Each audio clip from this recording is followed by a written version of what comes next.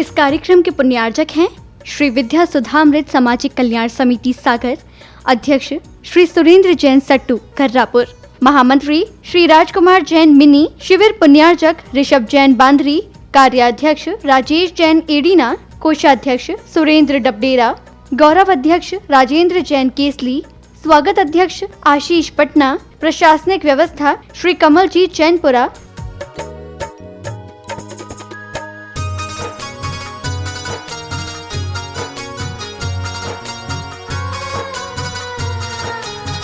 स्वर्गीय श्री गोरेलाल जी जैन कैंटीन की स्मृति में माता श्रीमती कुसुम देवी जैन, श्री सुनील जैन, श्रीमती सीमा जैन, श्री संजीव जैन, श्रीमती अंजू जैन, श्री शैलेंद्र जैन, श्रीमती कविता जैन, श्रीमती रिकी जैन, श्री मनीष जैन, पुत्री एवं दामाद श्रीमती शैली जैन, श्री आयुष जैन, दिवाकर, सागर मध्य प्रदेश, शानू, सेजल, अंशिका, समीक्षा, खुशी, लिपि, गहना, अतिशय, मोहित जैन एवं समस्त श्रृंगार परिवार, अशोकनगर, फर्म श्रृंगार jewellers, Mahavir steel, Mahavir jewellers, श्रृंगार फैशन, अशोकनगर, मध्य प्रदेश। अविता जैन आंदोलन से पूछती हैं, नमोस्तु महाराज जी, क्या पंच परावर्तन में हम अनंत बार भी क्या विदेश क्षेत्र आदि भरत क्षेत्र ऐरावत क्षेत्र में जन्म ले चुके होंगे? आगम के अनुसार और शास्त्रीय परिभाषा के अनुसार अनंतों बार इस तीन लोक में एक प्रदेश भी नहीं बचा जिसमें अनंत बार जन्म न हुआ हो, कुछ अपवाद को छोड़ करके। क्योंकि एक अपवाद आता है कि सीधे व्यक्ति निगोद से निकल करके मनुष्य बन करके भी मोक्ष जा सकते हैं, लेकिन इनकी संख्या बहुत अल्प होती है। इसलिए सामान्यतः तो यही है कि हम ले चुके हैं। सुभी जैन मदर टेरेसा से पूछती हैं, नमोस्तु महाराज जी, श्री सठखंडागम ग्रंथ मंदिर जी में किस प्रकार से व्यवस्थित रखें और पूजा के बाद, अभिषेक के बाद पुरुष वर्ग उन ग्रंथों को छू सकते हैं क्या? सठखंडागम ग्रंथ को जितने उच्चासन पर रख सको रखना चाहिए, लोग उसका अर्घ चढ़ा सकें, ऐसी व्यवस्था कर लेना चाहिए। छूने का अर्थ क्या? जितना छुओगे तो उससे ग्रंथ गंदे होंगे। दर्शन करो, छूना नहीं।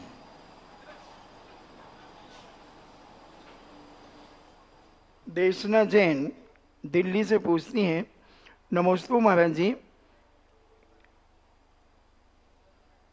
एक जीव एक साथ कितनी चेतना उसके अंदर हो सकती? कर्मफल चेतना, ज्ञान चेतना, इन तीनों एक साथ जीव में रह सकती हैं क्या? एक समय में तो नहीं हो सकती, क्योंकि जब व्यक्ति औदैहिक भाव का अनुभव करता है उस समय कर्म चेतना गौण हो जाती है। समय में तो भिन्न समय को लेकर के बनाई जा सकती है। जैसे मुख्यता से लेकर के कि एक इंद्रियों में कर्म फल चेतना ही होती है, उनमें कर्म चेतना होती नहीं। लेकिन कर्म चेतना जहाँ है वहाँ व्यक्ति भावात्मक रूप से कर्मफल चेतना का अनुभव कर सकता है, लेकिन करे ये कोई नियम नहीं है। एक इंद्रिय का तो नियम है कि वो कर्मफल चेतना में ही रहेगा, लेकिन दो इंद्रियों के बाद कर्म चेतना आ जाती है और ज्ञान चेतना के अनेक अनेक भेद हैं, उसके अनुसार निर्णय करना चाहिए। श्रीमती माधवी जैन दमोह से पूछती हैं, नमोस्तु महाराज जी, आत्मा तो हमेशा से जानती है कि सही क्या है और गलत क्या। चुनौती तो मन को समझनी होती है। महाराज जी, हम अपने मन को आत्मा से किस प्रकार जोड़ें कि हमें सही गलत का फैसला करने की कठिनाई ना हो? पहले आत्मा को इतना समर्थ तो बनाओ। किसी व्यक्ति को हम हाथ पैर चारों तरफ से हथकड़ी डाल के बांध दें और वो बहुत पहलवान आदमी हैं, बहुत ताकतवान आदमी हैं, लेकिन कितनी ताकतवान हो, यदि हाथ पैर बंधे हुए हैं तो उसकी ताकत खत्म हो जाएगी। यही तो जैन दर्शन मुखरा से कहता है, आत्मा को पहले उतनी ताकतवान तो बनाओ। आत्मा के ऊपर जो कर्मों के आवरण पड़े हैं, हथकड़ियाँ डली हैं, इन हथकड़ियों को थोड़ा ढीला तो करो। जब तक आत्मा को इन कर्मों की हथकड़ियाँ ढीली नहीं पड़ेंगी, तब तक कोई भी काम बनने वाला नहीं है। भली आत्मा कितनी ताकतवान बनी रहे, लेकिन हाथ पैर बंधे हुए हैं। इसलिए सम्यक दर्शन प्राप्त करने के लिए सबसे पहले 41 हथकड़ियों को तोड़ना पड़ा। 16 मिथ्यात्व संबंधी और 25 कसाय संबंधी। 16 और 25 41 जो हथकड़ियां थी जबरदस्त, जिन हथकड़ियों के माध्यम से आत्मा न हिल सकता था न डुल सकता था, कुछ भी नहीं कर सकता, कुछ भी करने में समर्थ ही नहीं था। जब वे 48 कर्मों की हथकड़ियां जब उसने ढीली की, उदय से रहित की, उसके लिए जो पहनावा था उसको खत्म किया, अलग नहीं हुई लेकिन खत्म कर दिया, पहनावे से खोल दी कुछ समय के लिए, तब कहीं जाकर वो सम्यक दर्शन का प्रकट कर पाया। तब वो अपने मन को, अपनी इंद्रियों को, अपने ज्ञान को, सच्चे देव साध गुरु को पहचान पाया। तो सबसे बड़ी चीज है कि अपन को अपनी आत्मा को आज़ादी देना पड़ेगी। आत्मा जब तक कर्मों की हथकड़ियों से छुटकारा नहीं पाएगी, आत्मा अपनी स्वयं शक्ति से काम नहीं कर सकती। मन तो कुछ नहीं है, मन और इंद्रियां ये कुछ नहीं है, ये बच्चे के समान है। बच्चा ऊधम जब तक करता है जब तक क्लास में मास्टर नहीं है, और जैसे मास्टर आ जाता है फिर बच्चा कोई ज़्यादा ऊधम नहीं करता। इंद्रियां और मन ये ज़्यादा खतरनाक नहीं है, ये तो हमारी कमजोरी का लाभ उठा रहे हैं। हमारी इंद्रियां और हमारा ये मन जो है, हमारी आत्मा जब मजबूर है, कर्मों से बंधी है, तो इंद्रियां स्वच्छंद हो गई, मन स्वच्छंद हो गया। और जैसे इनको पता चलेगा कि आत्मा अब ताकत में आ रही है, वैसा ही मन और इंद्रियां अपने आप संयम को प्राप्त हो जाती है, वो भी संयमित हो जाते हैं। देशना जैन शुकोहाबाद से पूछती हैं, नमोस्तु महाराज जी, 84 लाख योनियों में हमने अनेक बार जन्म लिया, तो क्या उस समय हमें ब्रज बिशप नारायण सहनन भी प्राप्त हुआ होगा? अनंत बार, क्योंकि आगम प्रमाण है। नौमा ग्रेविक जो मिलता है वहां तक जीव गया, 7वां नरक जो मिलता है वहां अनंत बार जीव गया। तो 7वां नरक तो नियम से ब्रज बिशप नारायण संगनन वाले को ही मिलता है। तो 7वें नरक में अनंत बार जीव गया है, तो ब्रज बिशप नारायण संगनन भी अनंत बार प्राप्त किया है, ऐसा आगम सम्मत है। सुंदरी जैन आगरा से पूछती हैं, नमोस्तु महाराज जी, अमोघ शक्ति भी एक क्या कोई देवी शक्ति होती है क्या? परसों में प्रश्न आया था। ये सब शक्तियां देवी हैं, भवनत्रिकों की देवियां मानी जाती हैं। देवी हो ऐसा कोई नहीं, देव को भी विद्या बोलते हैं, तो विद्या का अर्थ देवी है ऐसा बात नहीं, देव भी हो। जैसे 1200 विद्याएं आती हैं तो 1200 विद्याओं में कोई देवियां नहीं होती, देवता ही होते हैं, लेकिन एक कोड वर्ड है, उनको विद्या कहते हैं। जिसे प्राप्त किया जाता है उसे विद्या कहते हैं, कला कहते हैं, ऐसा माना जाए। जिनवाणी चैनल, आदिनाथ, सुधा कलश, पुण्योदय आदि विविध डिजिटल माध्यमों से देख रहे देश और विदेश के लाखों करोड़ों भक्तों की ओर से और सुधा देशना मंडपम भाग्योदय सागर में विराजित सभी सुधी श्रोताओं की ओर से जगत पूज्य के चरणों में त्रिवार नमोस्तु नमोस्तु नमोस्तु। माताजी को बंदामी बंदामी बंदामी, क्षुल्लक जी को इच्छामी इच्छामी इच्छामी निवेदित करता हुआ आज के इस बहुचर्चित जिज्ञासा समाधान कार्यक्रम का आरंभ करता हूं। आज की प्रथम जिज्ञासा रखेंगे दमोह आगमन के समय जिनके आगमन पर गुरुवर ने खुद प्रशंसा शब्द कहे थे कि देखो देखो आखेट के बाद, जंग के मैदान के बाद शेर आ रहा है। ऐसे झांसी संसदीय क्षेत्र के भूतपूर्व सांसद हमारे अपने प्रदीप जैन आदित्य, और उसके बाद तैयार रहेंगे महेंद्र कुमार जैन, अध्यक्ष आहार जी संस्थान। परम पूज्य मुनि पुंगव श्री 108 सुधासागर महाराज जी के चरणों में नमोस्तु करता हूँ। पूज्य क्षुल्लक गंभीर सागर महाराज जी के चरणों में इच्छामी करता हूँ। पूज्य एलक जी के चरणों में भी इच्छामी करता हूँ। संघ के सभी के चरणों में नमन करता हूँ। पूज्य गुरुदेव, आज सुबह हमारे घर पे सारे लोगों की बहुत तीव्र उत्कंठा थी। चूँकि आपके पास जब भी आते हैं तो आपका आदेश रहता है कि कर्म करो। आगरा आपके पास जब हमने अनेक बार जाने का कहा, आपने कहा कि तुम कर्म करो, हमारा आशीर्वाद तुम्हें वहीं मिलेगा। जिस कारण से हम निरंतर प्रतिदिन हमारी इच्छा होती है, लेकिन आपका आदेश है। आज लेकिन हमारे घर पे तय हुआ और हम लोग करीब 2 बजे घर से चले। हमारी धर्मपत्नी, हमारे कजिन है और उनका लड़का जिसने 10 उपवास किए, सब लोग चले। एक ऐसा उपसर्ग आया कि चूंकि हमें लग रहा था कि हम 5:30 बजे आपके पास पहुंच जाए। हमने कमल जी से आग्रह किया था कि गुरुदेव का आशीर्वाद लेना है।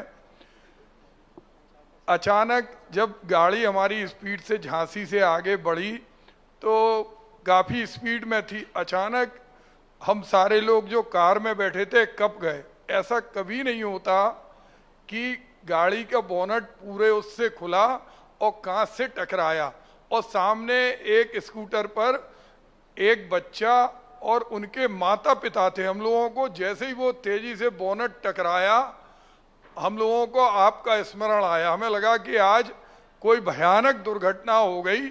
और हमारे जो ड्राइव कर रहा था शरीफ, उसने गाड़ी में पूरे ब्रेक और सब चीज़ें लगा दी। फिर हम लोग एकदम सब जितने गाड़ी में बैठे थे घबरा गए। हमने कहा आज दर्शन तो दूर, बहुत बड़ी विपदा आ गई।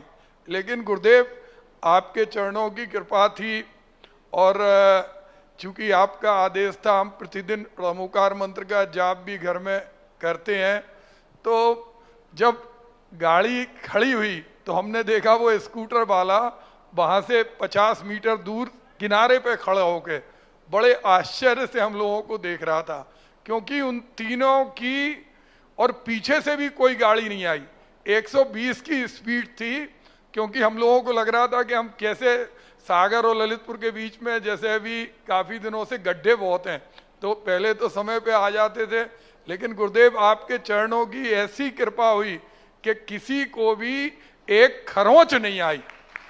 पूरी गाड़ी के अंदर भी केवल कांच छटका और जितने लोग बैठे थे तो पहले तो सब एकदम घबरा गए। हमारी मिसेज स्नेहलता जैन और वो ज्योति हमारे कजिन की बहू, वो कहने लगी और वो लमोकार मंत्र आपका स्मरण करने लगी। घड़ी में 4:15 हो गए थे। हमें लगा कि वहां से कैसे पहुंचेंगे, लेकिन आपका आशीर्वाद था, हम लोग समय पे आ भी गए। और वो जो 3 लोग बचे उन पर भी आपकी विशेष अनुकंपा थी। तो आज आपकी जो अनुकंपा है वो हम चाहते सब लोगों पर ऐसी बनी रहे। गुरुदेव आपके स्नेह से, चूंकि जब लोकसभा में हमारा नाम चल रहा था, हम आपके पास आगरा गए थे, आपने स्पष्टता मना किया था। आपने कहा था कि अभी, हमने कहा गुरुदेव हम टिकट मांगने नहीं जा रहे, लेकिन अगर कोई लड़ाए क्योंकि पिछली बार हमारी सीट 5 लाख वोटों से भारतीय जनता पार्टी के लोग जीते थे, तो आपने कहा टिकट मांगने नहीं जाना, क्योंकि जीतने का मतलब आपने हमें इशारा किया था। हमने कहा गुरुदेव अगर कोई, तो आपने आदेश दिया था कि फिर जो हो हमारा आशीर्वाद रहेगा, फिर तुम्हें लड़ना ही पड़ेगा। और गुरुदेव आपका आशीर्वाद है, चुनाव भले ही हम हार गए, लेकिन आपके चरणों की कृपा से लोगों में स्नेह है और लोगों के बीच में हम काम कर रहे हो। ये आपके वो वाक्य, क्योंकि आपने पहले ही मना किया था, लेकिन चूंकि हमने जब आपको ये बताया तो आपका पूरा आशीर्वाद था, जिससे हम लोगों को बेरोक टोक चुनाव हुआ। गुरुदेव हमारी एक, उसके बाद हम लोग श्रवण बेलगोला गए थे गुरुदेव, तो वहां पर कुसमांडनी देवी की मूर्ति, हम चंद्र पर्वत पे गए तो हम उनके बारे में जानना चाहते, क्योंकि चंद्रगुप्त मौर्य ने जहां से संन्यास लिया या जिन स्थानों पर भगवान की प्रतिमा है वहां कुसमांडनी देवी जरूर है और उनकी आरती होती है। तो मैं उनके बारे में आपसे जानना चाहता हूं कि कुसमांडनी देवी कौन है और उनकी अनुष्ठान किस तरह से जो श्रवण बेलगोला में होता है उस तरह से। हाँ चलो ठीक है। पहली बात तो ये है कि तुम लोग सब एक बहुत गलती करते हो।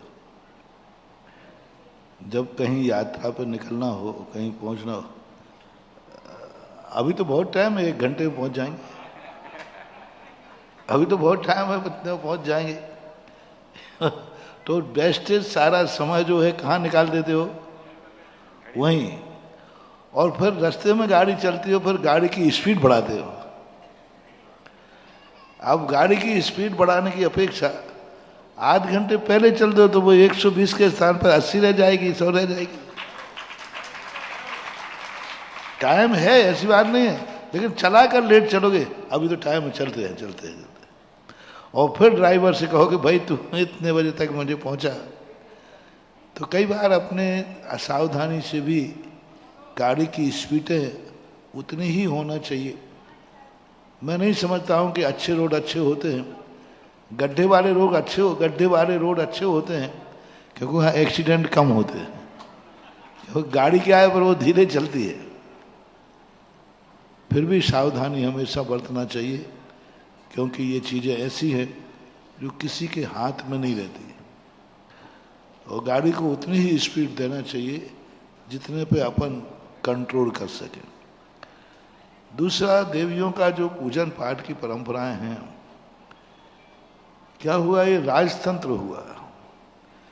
राजतंत्र में अनेक अनेक राजा अनेक अनेक विचारों को और मत को मानने वाले रहे। तो उन राजाओं के अनुसार कई बार परिवर्तन करना पड़ता है। राजा यदि देवियों को मानता है तो प्रजा को भी देवियों को मानना पड़ेगा। राजा यदि देवी की स्थापना करता है तो करना ही पड़ेगा। तो दक्षिण भारत के अंदर ऐसे कुछ स्थितियां बनी जिनमें देवी देवताओं की मुख्यता होने लगी। वीतराग भगवान की उतनी उपासना करने वाले राजा नहीं रहे। वीतराग भगवान की पूजा करने वाले राजा महाराजाओं की कमी हो गई और देवी देवताओं की पूजा करने वाले राजाओं का बाहुल हो गया। तो उनके साथ कंप्रोमाइज करने के लिए, राजा को खुश करने के लिए सभी संप्रदाय वालों ने कोई ना कोई उस राजा के अनुकरण के लिए अपने मत को भी उस तरफ मोड़ने का प्रयास किया। अन्यथा जैनागम में देवियों का स्थान है, देवियां सहयोग भी करती हैं, लेकिन देवी देवताओं की पूजा का स्थान नहीं है।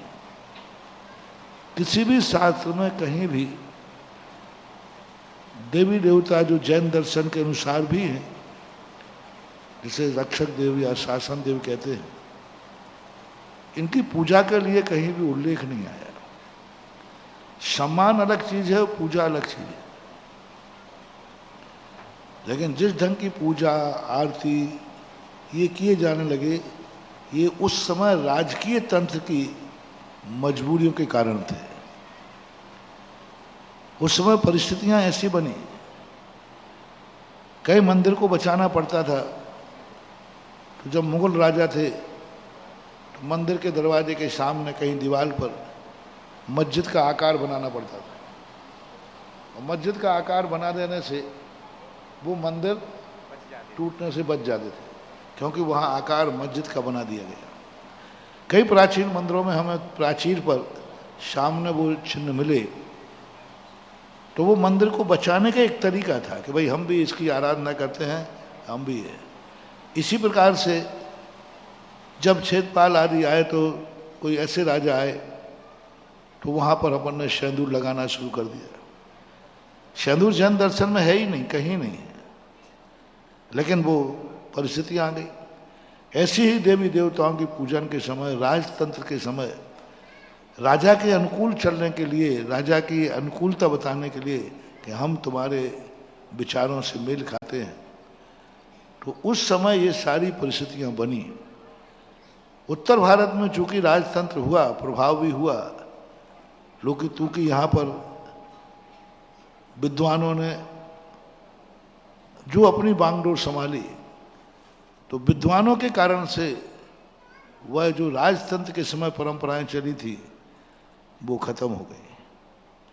उत्तर भारत में भी भट्टारकों ने स्थान लिया और उन्होंने राजा को खुश करने के लिए, राजा को अनुकूल बनाने के लिए ये सब कलाएं कराएंगी।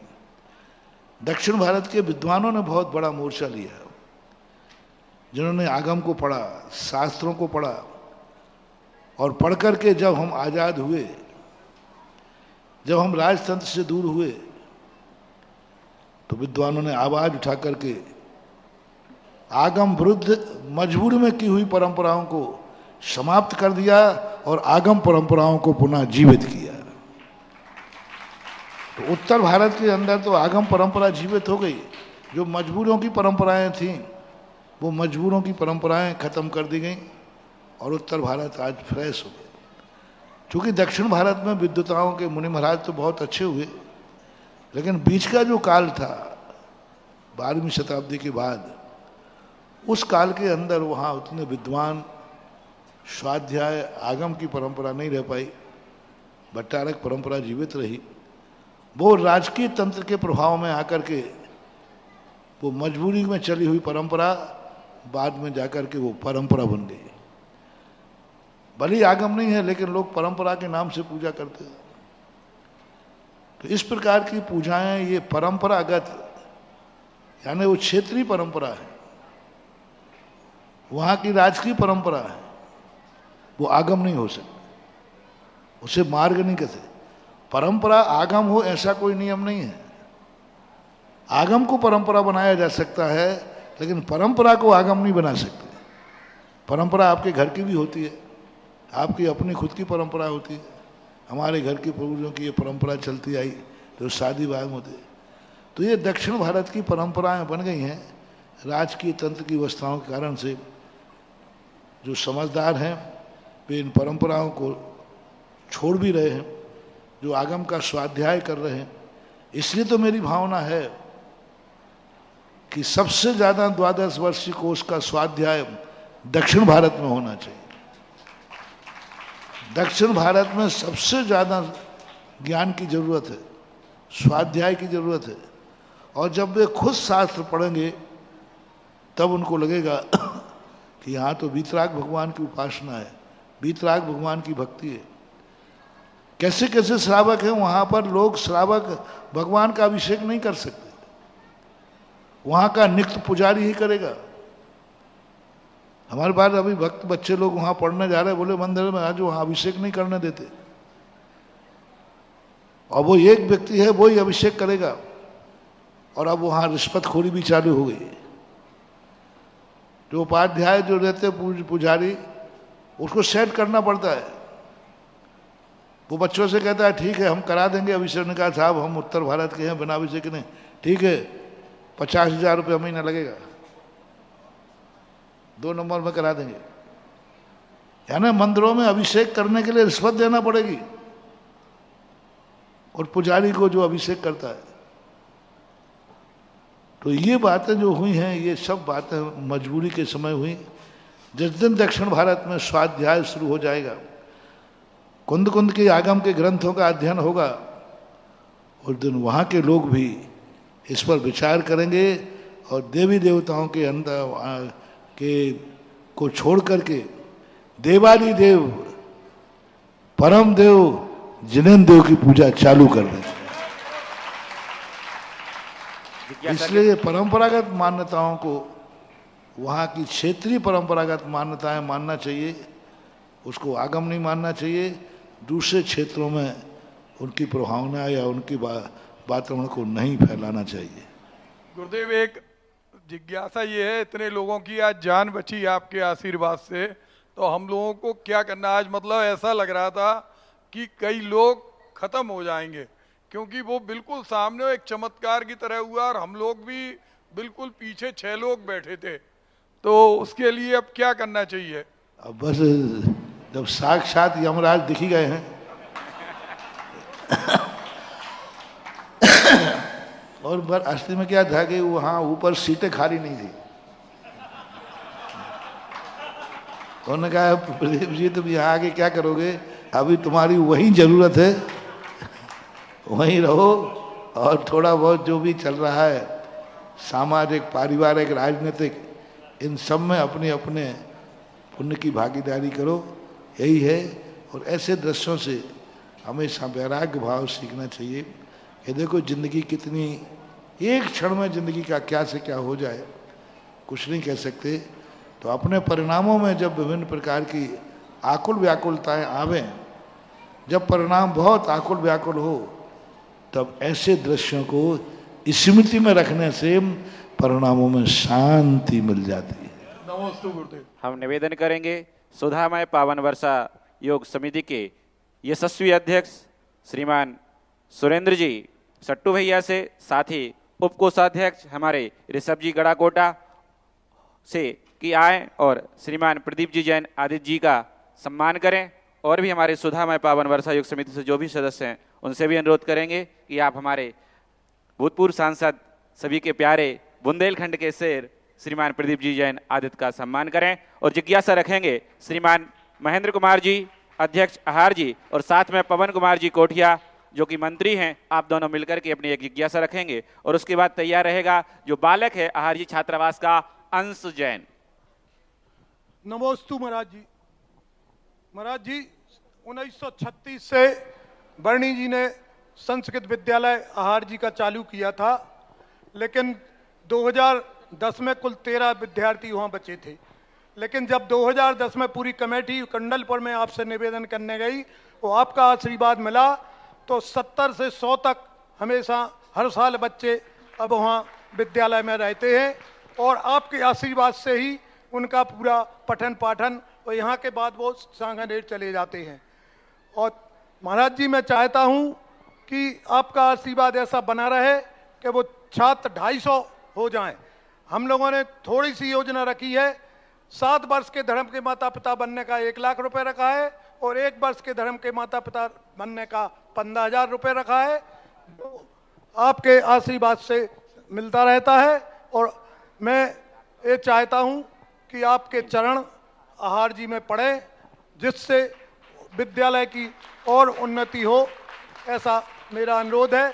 मैं अपने क्षेत्र के और विद्यालय के कामों के कारण धर्म नहीं कर पाता हूँ महाराज जी, तो क्या मैं धर्म करने के लिए एक काम छोड़ दूं या करता रहूं, ऐसा मैं आपसे चाहता हूँ।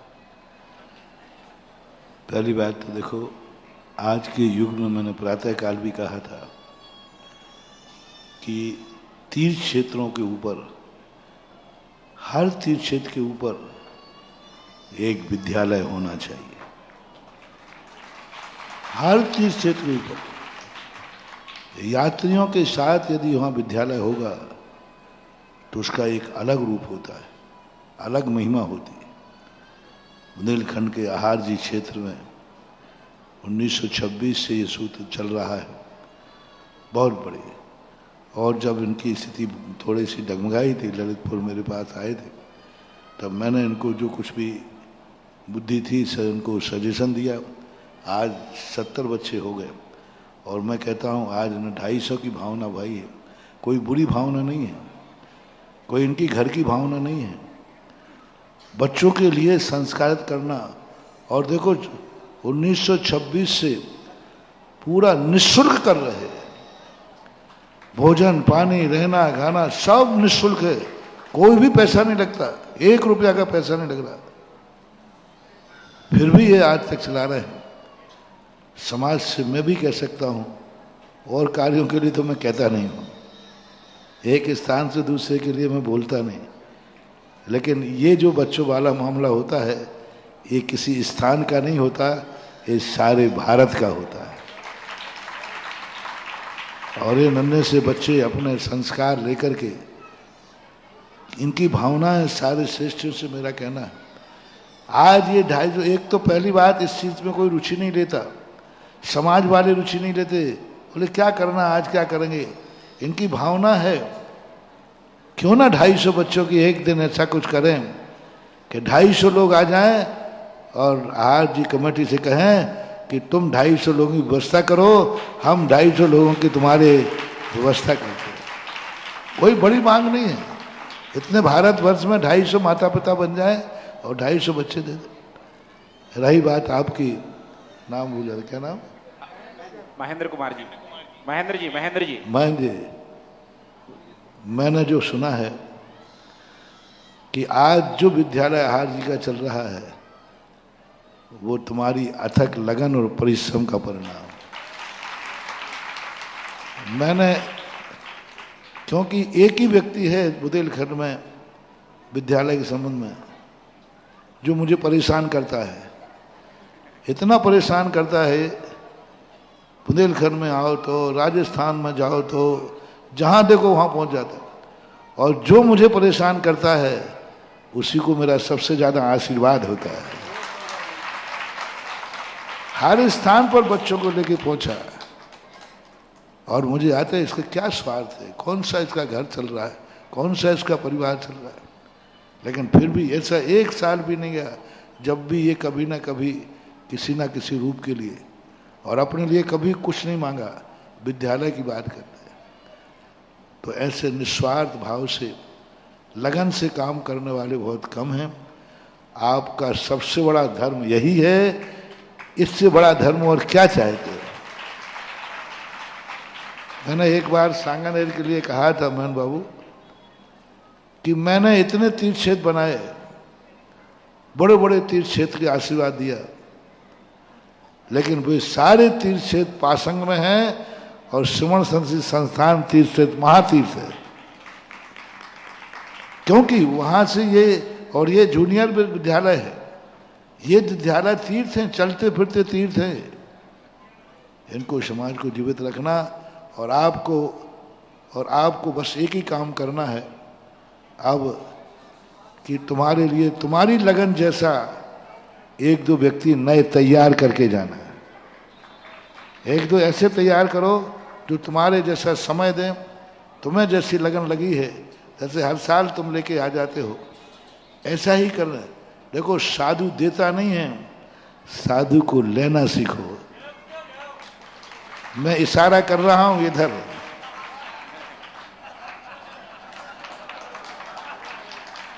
एक बैठा है संतोष, मोरा जी की बात कर रहा हूं। आज मोरा जी भी अपना विद्यालय है, वो भी वर्णी जी, हाँ वर्णी जी ने बनाया, वो भी वर्णी जी के द्वारा स्थापित है। जी जी। आज 13 से वो 70 बन गए, तो मोरा जी 13 से 700 क्यों नहीं बन सकता? बन सकता। पर कल जो मैंने संतोष तुमसे बात की थी, आज ये कम से कम नहीं तो 10-12 साल हो गए होंगे, 10-12 साल से मेरे पीछे पड़े और बिल्कुल पीछे लगे रहे। आज लगे रहे तो कुछ ना कुछ अपन ने विकास किया है। साधु से लेने के लिए मेहनत तो करना पड़ेगी। साधु के दरवाजे जब मुझे जरूरत पड़ती है तो मैं अंजलि लेकर तुम्हारे दरवाजे पहुंचता हूं, और जब तुम्हें जरूरत पड़ती हो तो ऐसे हमारे दरवाजे आओ, वो तो अपना अपना नियम है। क्या बात है, हमें जरूरत पड़ती तो मैं यूं पहुंच जाता हूं, और तुम्हें जरूरत पड़े तो यूं आना पड़ेगा, तो बार बार आना पड़ेगा। करना चाहिए, विद्यालयों को जीवित करो। और मोराजी भी हो, आहार जी तो चल ही रहा है, और बड़े, मेरा आशीर्वाद है।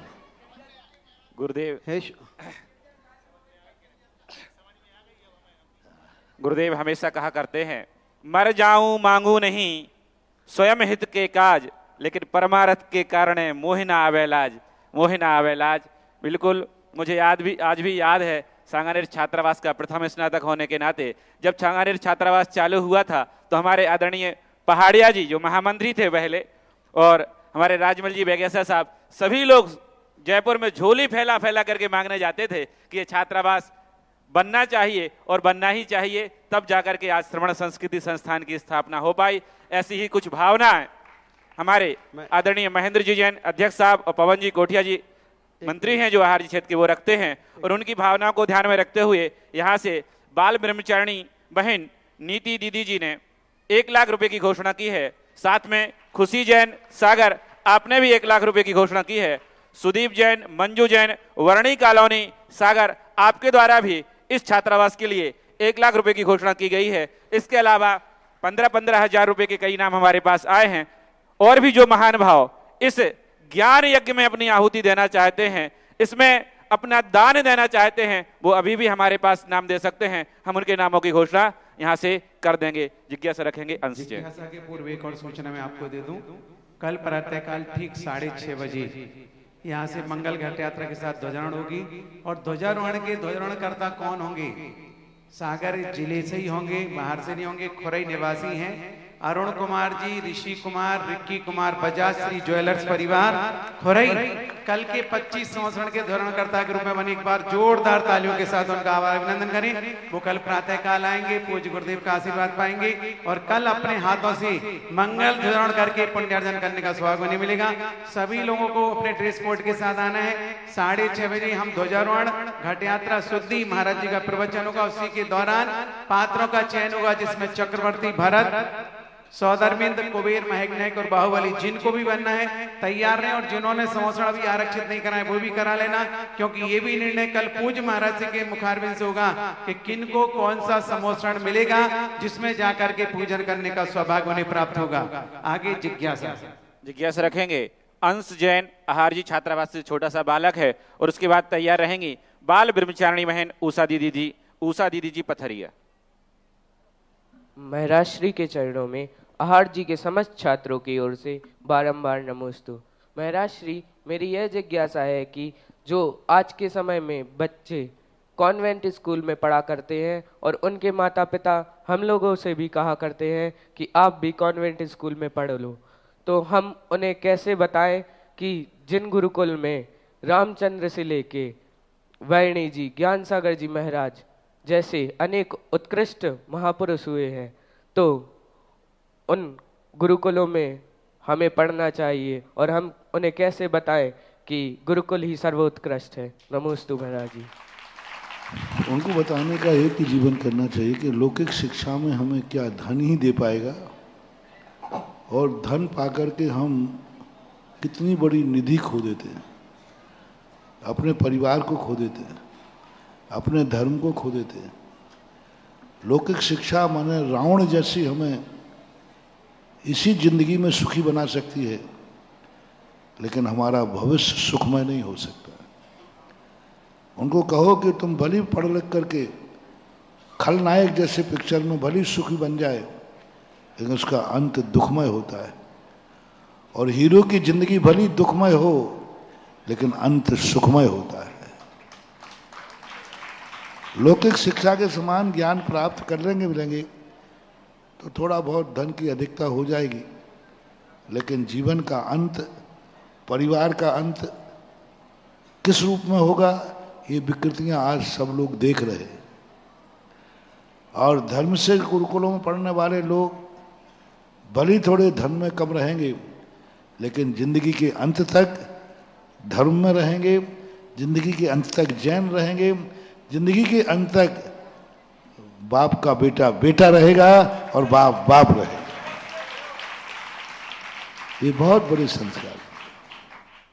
जिज्ञासा रखेंगे बाल ब्रह्मचारिणी बहन उषा दीदी जी पथरिया, और इसके बाद तैयार रहेंगी मिनी जैन ITI। संत शिरोमणि आचार्य भगवान गुरुवर विद्यासागर जी के परम शिष्य, प्रिय शिष्य, लाडले शिष्य, जगत पूज्य तीर्थ चक्रवर्ती, जगत पूज्य निर्यापक श्रवण, वात्सल्य की मूर्ति, जगत पूज्य श्री सुधा सागर जी महाराज के चरणों में बारंबार नमोस्तु नमोस्तु, माता जी के चरणों में बंदामी, छुल्लक जी के चरणों में इच्छामी।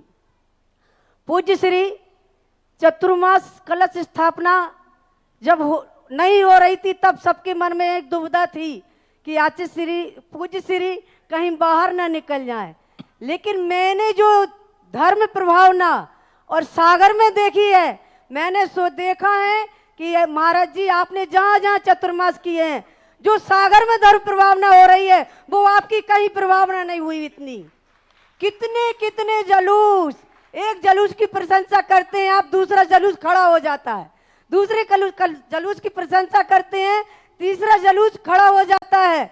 मैंने देखा है कि आप बुजुर्गों के साथ बुजुर्ग जैसे हो जाते हैं, जवानों के साथ जवान जैसे हो जाते हैं, और जब पाठशाला का नंबर आया बालकों के साथ बालक जैसे होते हैं। तो ऐसे मेरे वात्सल्य से भरे हुए इनको लोग कहते हैं कि दीदी आचार्य विद्यासागर ने पूज्य श्री को आचार्य क्यों नहीं बनाया, तो मैं उनको ये कहती हूँ कि आचार्य से कम नहीं है। अब मेरी शंका है, पूज्य श्री दिग्देशिव्य खगायता सब बसंती नगे नगे, शोषो कार्य वसंत आंति देशो रक्षि प्रगे प्रगे। पशु पक्षी जब अपने कार्य वसात उदर पूर्ति के लिए सुबह होती है तो दिशा दिशा में चले जाते हैं, और शाम होने के पहले पहले वो अपने घोंसले में अपने निजी स्थान पर आ जाते हैं। लेकिन जो पंचेंद्री संगी पंचेंद्री, वो भी जैन श्रावक धर्म को ना समझकर शाम हो या रात हो कुछ भी हो, ये अपने अपने निजी स्थान पर नहीं आ पाते हैं और जैन परंपरा का पालन नहीं कर पाते। इसमें क्या कमी है और क्या करना चाहिए जैन श्रावक को? जैन श्रावक का यही है कि व्यक्ति महत्वाकांक्षाओं में, स्पर्धाओं में इतना ज़्यादा आकर्षित हो रहा है कि वह यह नहीं भूल जाता है कि हमें लौट के भी जाना है। आज के मानव की दशा ऐसी हो रही है जैसे एक व्यक्ति ने, राजा ने कह दिया, जाओ तुम दिन भर में जितनी जमीन नाप करके लौट के आ जाओगे वो सब तुम्हारी हो जाएगी। वो नापने गया, 12 बज गए तो बोले से एक बगीचा और नाप लूँगा। उसने तो कहा एक बगीचा और नाप ले। उन्होंने कहा अरे एक बहुत सुंदर बगीचा, एक और नाप लें। मंत्रियों से कहा गया था कि ये जितने बगीचा नाप करके लौट के शाम को आ जाए दिन अस्त होने के पहले, लेकिन वो तो नापने में लगा गया। और अंतिम बगीचा नापने की बात ही आई तो मंत्री कहते, साहब आपका समय तो नापने में पूरा हो गया, अब लौटोगे कब? बोले अब लौट तो सकते नहीं, इसलिए बोले अब सब छोड़ो और फकीर बने। बस यही स्थिति बन रही है कि व्यक्ति आगे बढ़ता ये भूल जाता है कि मुझे शाम को घर लौटना है, उसे कोई ना कोई आकर्षण दिखता जाता है, तो अपना घर छोड़ करके दूसरे शहर जाता है, शहर छोड़ करके फिर दिल्ली जाता है, फिर वहाँ से आकर्षण मिलता है तो विदेश जाता है, और पता चलता है कि उसे लौटने की खबर ही नहीं, जिंदगी का अंत हो जाता है। पशु पक्षी लोग जो होते हैं वो उतना ही करते हैं जिसमें वो शाम को लौट के आ सकें, उनको लौटने का रहता है। गाय को आप देखना, जंगल में जाती है, वो 12 बजे तक ही चल देंगे और 12 बजे के बाद वो लौटना शुरू कर देते हैं। 12 बजे तक उनका एक निश्चित स्थान होता है, ठाइया, वहाँ तक जाएंगे, उसके बाद फिर वो लौटना शुरू कर देते, शाम तक लौट आते। मानव इस आकर्षण में डूब रहा है कि वो लौटना भूल रहा है, उसे ये होश नहीं है कि मेरा जन्म ही नहीं हुआ है, मुझे मरना भी है। हमारा जीवन जन्म के बाद ही नहीं है, हमारा जीवन आधा जीवन जीने की तैयारी में लगाओ और आधा जीवन मरने की तैयारी में लगाओ। ये होश आ जाए तो व्यक्ति लौट के आ सकता है, लेकिन ठीक है। गुरुदेव के मुखारबिंद से अभी हमारे आहार जी के जो संस्कृत महाविद्यालय के लिए जो बात रही गई, उसके उपलक्ष्य में अभी अभी ऑनलाइन हमारे पास 3 घोषणाएं आई हैं। ब्रह्मचारी सुधीर जी के माता पिता जो अंकुर कॉलोनी में निवास करते हैं, ब्रह्मचारी भैया सुधीर जी, उनके माता पिता ने 1 लाख रुपए की राशि आहार दान जी के लिए हमारे संस्कृत विद्यालय के लिए प्रदान की है।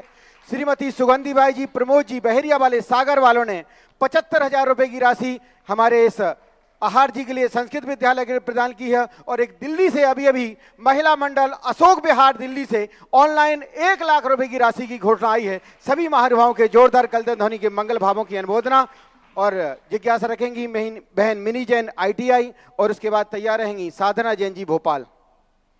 पूज्य गुरुदेव के चरणों में मेरा बारंबार नमोस्तु नमोस्तु नमोस्तु। माता जी के चरणों में मेरा बारंबार बंदामी। छुल्लक जी के चरणों में मेरा बारंबार इच्छामी।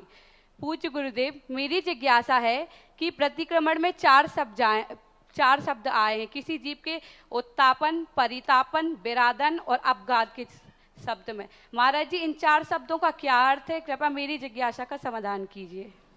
नमोस्तु महाराज जी। उद्दापन कहलाता है उत्तापन, उत्तापन, परितापन, विराधन। उत्तापन, परितापन, विराधन और उपघात। उत्तापन कहलाता है किसी जीव से तुम्हारा कोई विकल्प नहीं है, कोई मतलब नहीं है, फिर भी आप उसको पीड़ा दे रहे हो। जैसे एक चींटी यहाँ शांत से बैठी है और अपन ने उसको छेड़ दिया। उत्तापन, कोई मतलब नहीं है, कोई विकल्प नहीं है, फिर भी हम ऐसे कार्य कर देते हैं। चलते पेड़ का पत्ता तोड़ दिया, काय के लिए तोड़ा? यूं तोड़ दिया। उत्तापन। परितापन कहलाता है कि किसी भी प्रकार से हम कोई कार्य करते समय इस पर विचार ही नहीं करते कि जीवों की हिंसा हो रही है, मैं इसको बचा सकता हूं। बस तुम्हारा एक ही लक्ष्य होता है, हमें कार्य करना है। कार्य करने समय तुम्हारा कोई विचार नहीं, कहीं से भी जीव बच जाए, कहीं से बच जाए, नहीं, हमें तो झाड़ू लगाना है। जीव मर रहा है, बच रहा, मुझे इसका कोई ध्यान नहीं, हमें तो झाड़ू लगाना है। परितापन कहलाता है। और तीसरा विराधन। विराधना सीधा उनको चला करके नाश करना। उपघात यानी पूर्णतः समाप्त कर देना। विराधन कहलाता है उसके प्रति एक कठोरता का व्यवहार करना, निर्दयता का व्यवहार करना। जीव देखो, इससे जीव तकलीफ में हारे हो जाए, मरने तो मरते रहते, तो उनको किसी प्रकार के कष्ट पहुंचाना और बाघात आने उनको समाप्त कर देना। उत्तापन, परितापन, विराधन और विघात, ऐसा मानना है।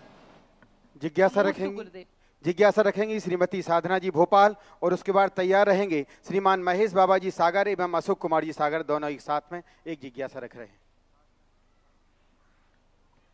महाराज श्री के चरणों में नमोस्तु। माता जी के बंदामी और छुल्लक जी महाराज के इच्छा में। महाराज जी, मेरा प्रश्न है कि तीसरे गुण स्थान में जीव का मरण क्यों नहीं होता है? उस समय उसके परिणाम उस मरने की स्थिति में नहीं रहते, क्योंकि मरने के लिए भी बहुत बड़ी तैयारी करना पड़ती है। शरीर छोड़कर के आत्मा के लिए अपने शरीर के आश्रित होकर अनुकूल भी बनाना है। उस शरीर को लेकर इतनी लंबी यात्रा करना है, तो उसके लिए भी जैसे कोई दूर को तीर फेंकना है, तो वो ताकत चाहिए कि उतनी दूर तक पहुंच जाए। दूसरे गुण स्थानों में ना तो मिथ्यात्व का परिणाम है, ना सम्यक का परिणाम है। दोनों परिणाम ना होने से इतनी ताकत उसमें नहीं है कि जीव को एक गति से दूसरी गति तक भेजने की एनर्जी दे सके। कभी कभी तीर होता है ना, तो जोर से नहीं खींच सकता, तो यहीं गिर जाएगा, और भेजना अपन को बाहर तक है। तो इसी प्रकार दूसरे गुण स्थान के परिणाम ऐसे मिश्रित परिणाम होते हैं, जो मिश्रित परिणाम में व्यक्ति को दूसरी गति में भेजने की उनमें सक्षमता नहीं होती है, इस कारण से उनका मरण वहां नहीं होता। जिज्ञासा रखेंगे आदरणीय श्री महेश बाबा जी एवं अशोक कुमार जी सागर, उसके बाद तैयार रहेंगे दिगंबर जैन समाज कमेटी जड़ुआ खेड़ा से, जिज्ञासा रखेंगे श्रीमान सुकुमार जैन जी। और आपको पुनः बता दें, हमारे आहार जी संस्कृत विद्यालय के लिए श्री रमेश जैन जी, ममता जैन जी बंडा वाले तिलकगंज सागर वालों ने 1 लाख रुपए की राशि प्रदान की है। श्रीमान ML जैन साहब, लगी जैन, लव जैन जी नरियावली वाले सागर परिवार ने 51,000 रुपए की राशि प्रदान की है।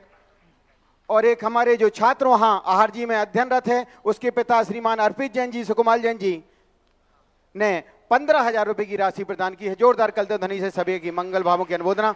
जिज्ञासा रखेंगे महेश बाबा जी, अशोक कुमार जी और तैयार रहेंगी जड़ुआ खेटा कमेटी।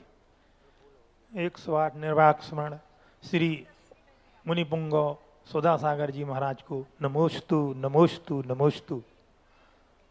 महाराज श्री कटनी के पास बिलहरी क्षेत्र में, जहाँ की लगभग 20 वर्ष पहले 32 जिन प्रतिमाएं मंदिर जी के भूगर्भ से प्राप्त हुई थीं, एवं लगभग 40 वर्ष पहले आचार्य श्री के सानिध्य में खजुराहो में प्रथम गजरत के समय उसी मंदिर जी से 4 प्रतिमाएं, 3 युगल, एक आदिनाथ भगवान की जो कि शांतिनाथ भगवान के जिज्ञासा करें वेदी के बाजू में रखी हैं, यह सब वहाँ प्राप्त हुई थी।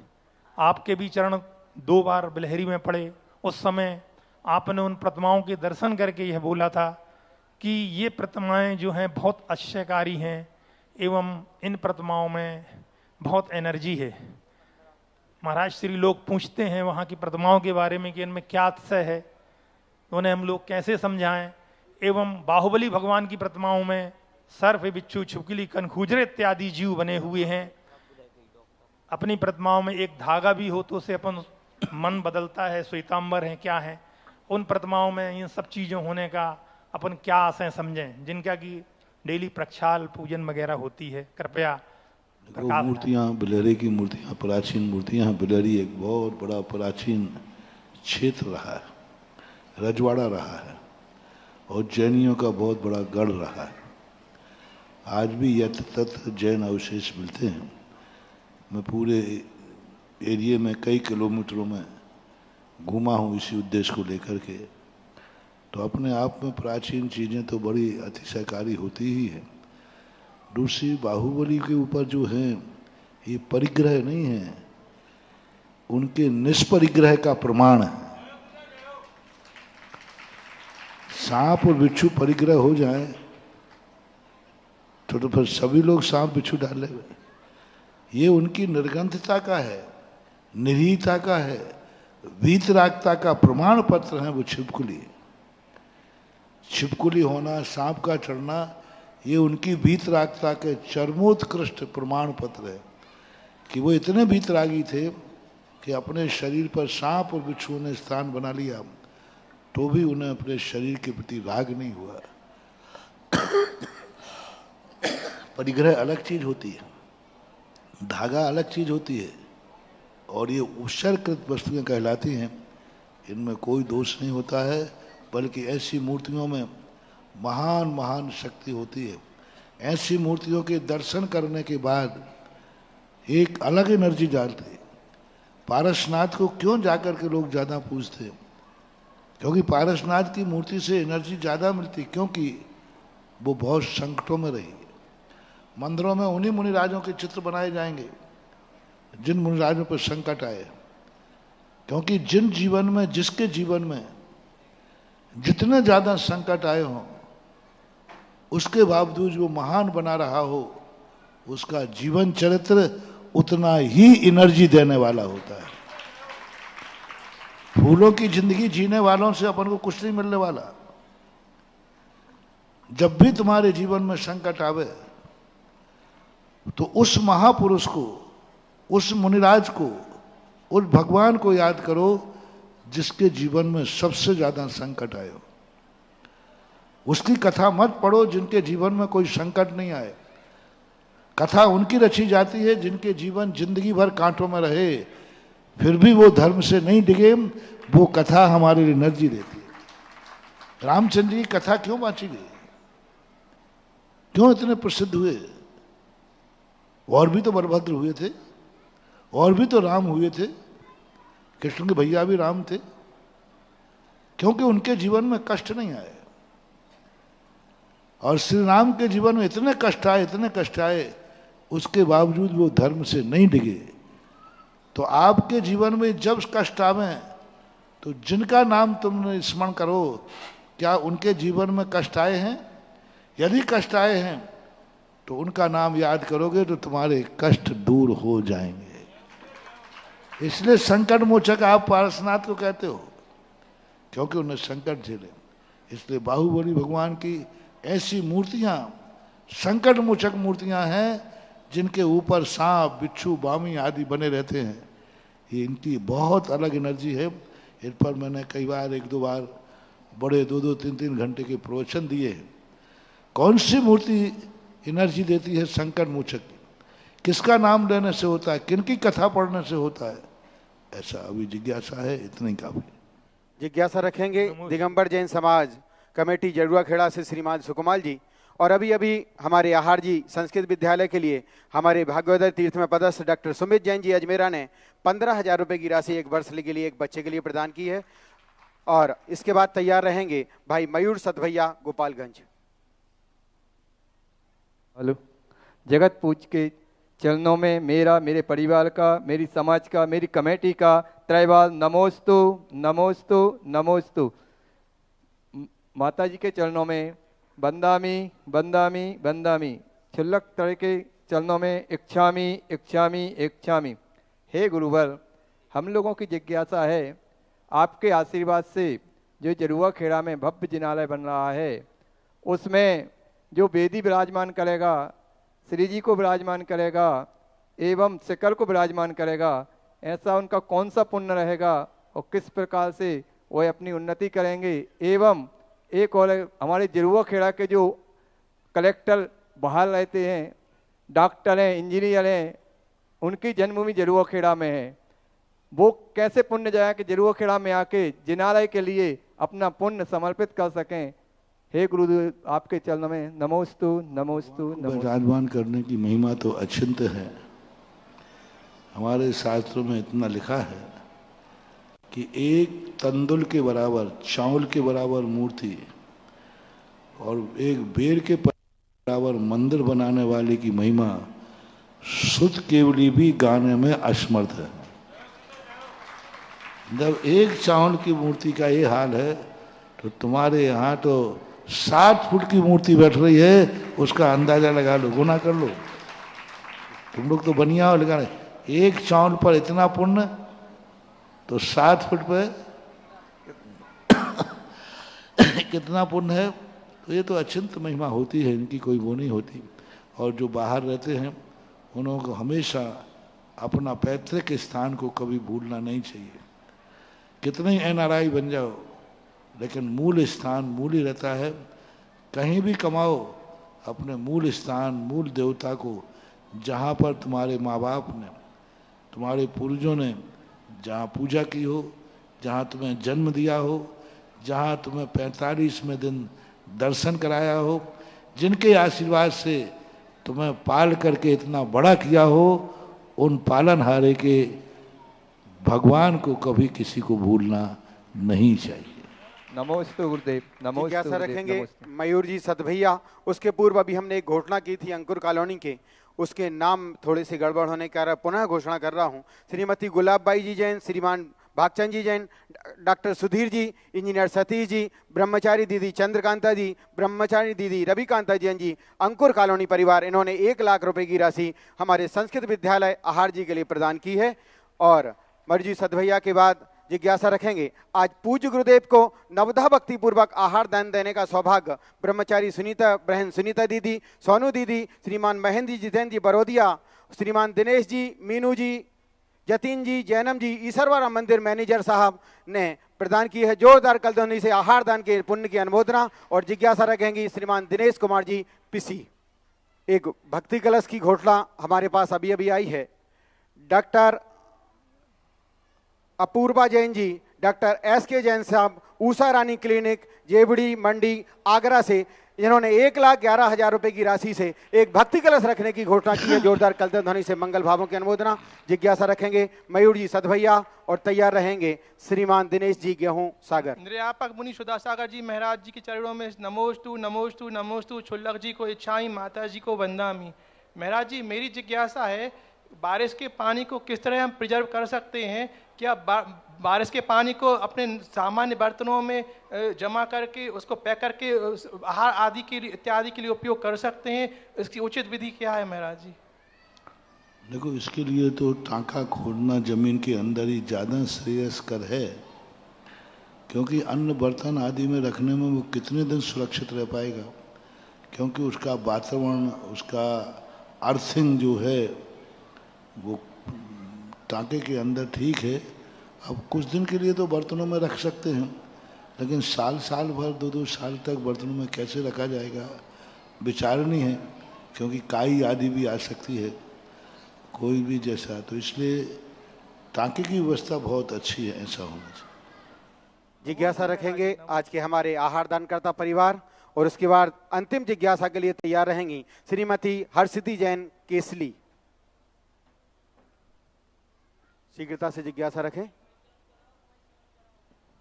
महाराज श्री के चरणों में नमोस्तु। महाराज जी आजकल गौशाला में गौओं की गौओं की हत्या बहुत हो रही है। इन गौओं के लिए कैसे हम लोग संरक्षण दे पाएं जिससे इन गौओं की हत्या ना हो? और जो आजकल रोडों पे हर जगह गौओं की स्थिति बहुत खराब होती जा रही है। हम लोग तो गौ का दूध पी लेते हैं, लेकिन गौ को रोडों पर छोड़ देते हैं। इन गौओं की व्यवस्था में कैसे हम लोग सहयोग कर पाएं? जन जागरण होना चाहिए कि गाय माँ के समान पलना चाहिए। माँ का दूध तो तुमने 6 महीने पिया है, लेकिन गाय का दूध तो तुम्हारी 3 पीढ़ी एक साथ पी रही है। जब माँ का दूध 6 महीने पीते हो और गाय का दूध तो पूरे जीवन भर पीते हो, तो उसी के अनुसार उसके दूध का मूल्यांकन होना चाहिए।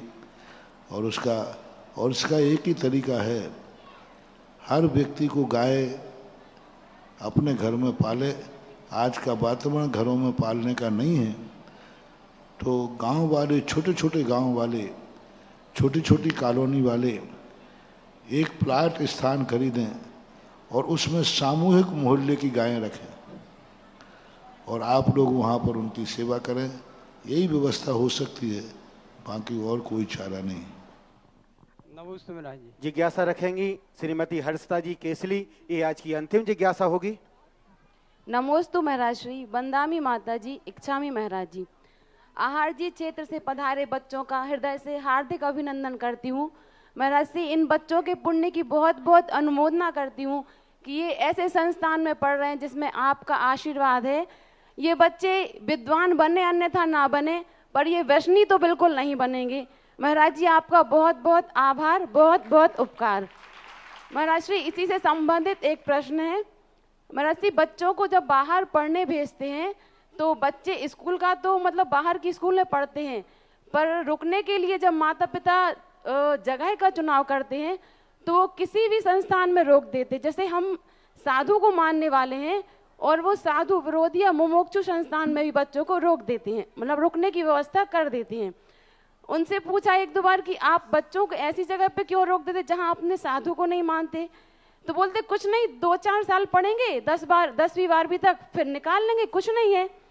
तो महाराज जी 2-4 साल में बच्चों पर जो उधर पढ़ाया जाता धार्मिक शिक्षा, तो उसका प्रभाव तो पड़ता होगा। और दूसरा महाराज श्री, जो संस्थान में रुके हैं, पढ़ रहे हैं, वहाँ का भोजन कर रहे हैं और फिर मन में ये भाव रखें कि आ जाएंगे 2-4 साल में, हमें थोड़ा ना उनका कुछ ग्रहण करना है, तो उनके साथ भी उसका एक ही तरीका है कि जो मुनि भक्त समाज है उसी की बाजू में एक संस्थान खोल देना चाहिए। दूसरे की रकील को छोटी करने का एक ही तरीका है, अपनी रकील। अब बच्चों को क्या है, स्थान नहीं मिलेगा तो वो कहीं ना कहीं तो रोकेंगे। यदि हम अपने हर जिले में एक अपना छात्रावास हो, मुनि भक्तों के आदर्श छात्रावास हो, तो ये समस्या का सामना नहीं करना पड़ेगा। क्योंकि लोग मजबूर हैं, क्योंकि बच्चे को कहीं ना कहीं तो भेजना है। अब वहाँ उनको वो मिलता है, उसका तो अपन उसको निषेध करने की अपेक्षा उसकी व्यवस्था बनाएं, उस पर सोचें, तो आज हो सकता है। पहले जयपुर में सब बच्चे भी ऐसे ही मजबूर होते थे, और आज क्या करें, हमें वहीं जाना पड़ेगा, चाहे वो मुनि विरोधी हो या मुनि समर्थक। लेकिन आज सांगानेर संस्थान खुल गया, तो आज कोई बच्चा बहाना नहीं बना सकता कि हमें जाना पड़ेगा। आज सैकड़ों बच्चे आपके संस्थान में पढ़े। व्यवस्था खोलना पड़ेगा, आलोचना के साथ यदि हम उसका समाधान करें तो हमारा काम हो सकता है, अन्यथा कहेंगे फिर भी मजबूरी में लोग वहीं जाते हैं। अभी अभी हमारे संस्कृत विद्यालय आहार जी के लिए पुनः घोषणाओं का निरंतर आना प्रारंभ हो चुका है। श्रीमान महेश बाबाजी सागर, इन्होंने 15,000 रुपये की राशि एक बच्चे के लिए। श्रीमती शांति देवी, अशोक कुमार जी बिलहरी, इन्होंने 15,000 रुपये की राशि बच्चों के लिए। और सहारनपुर से नाम भी नहीं आया है, एक ऑनलाइन घोषणा भी अभी आई है 15,000 रुपये की। और भी जो भी महान भाव इन आहार जी के बच्चों के लिए ये घोषणाएं करना चाहते हो, आप नाम दे दें, और जैसे ही समय मिलेगा हम आपके नाम की घोषणा करेंगे। आज महाआरती करने का सौभाग्य हमारे आहार दानकर्ता परिवार को प्राप्त है, और साथ में हमारे आहार जी से जो भी बच्चे पधारे हैं इन्हें भी, और हमारे प्रदीप भैया आदित्य जी को पूज्य गुरुदेव की महामंगलमय आरती का सौभाग्य है। आए और पूज्य गुरुदेव की मंच पर कोई भी नहीं आएगा, उससे पूर्व, महाआरती से पूर्व छोटा सा सम्मान हमारा रह गया है। हम आमंत्रित करते हैं हमारे पूर्व सांसद आदित्य जी के परिवार से विशेष जी को, आकाश जी को, जिन्होंने इस पर्युषण पर्व में 10 उपवास किए हैं। भैया कोई भी ऊपर नहीं आएगा, बिल्कुल नीचे करो सबको, कोई भी बच्चे भी नहीं आएंगे ऊपर। आप आए और इनका सम्मान के लिए हम आमंत्रित करते हैं हमारे मुख्य समन्वयक श्रीमान ऋषभ जी बांदरी को, हमारे कार्याध्यक्ष श्रीमान राजेश जी पटना एडिना कॉलेज को, और साथ में आपके परिवार से स्नेहलता जी, ज्योति जी आई हुई हैं, उनके सम्मान के लिए हम आमंत्रित करते हैं श्रीमती ममता जी ऋषभ जी बांदरी परिवार को कि वो आए और हमारे इन चारों सदस्यों का सम्मान करें सुधामय पावन वर्षा योग समिति की ओर से। बाकी लोगों से अनुरोध है, कोई भी ऊपर नहीं आएगा, जिनको महाआरती के लिए ऊपर बुलाया गया है सिर्फ वही ऊपर आएंगे। हमारे कार्यकर्ता इस बात का विशेष ध्यान रखें।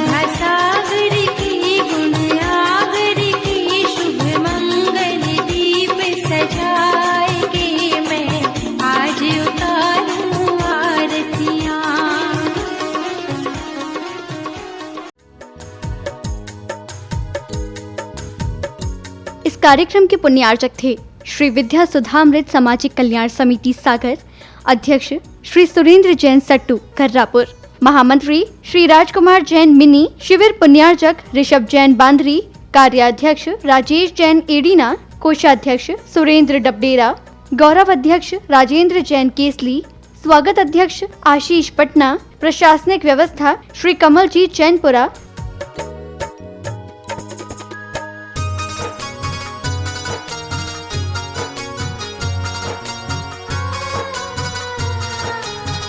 स्वर्गीय श्री गोरेलाल जी जैन कैंटीन की स्मृति में माता श्रीमती कुसुम देवी जैन, श्री सुनील जैन, श्रीमती सीमा जैन, श्री संजीव जैन, श्रीमती अंजू जैन, श्री शैलेंद्र जैन, श्रीमती कविता जैन, श्रीमती रिकी जैन, श्री मनीष जैन पुत्री एवं दामाद, श्रीमती शैली जैन, श्री आयुष जैन, दिवाकर सागर मध्य प्रदेश, शानू, सेजल, अंशिका, समीक्षा, खुशी, लिपि, गहना, अतिशय, मोहित जैन एवं समस्त श्रृंगार परिवार अशोकनगर, फर्म श्रृंगार jewellers, Mahavir steel, Mahavir jewellers, श्रृंगार फैशन, अशोकनगर मध्य प्रदेश।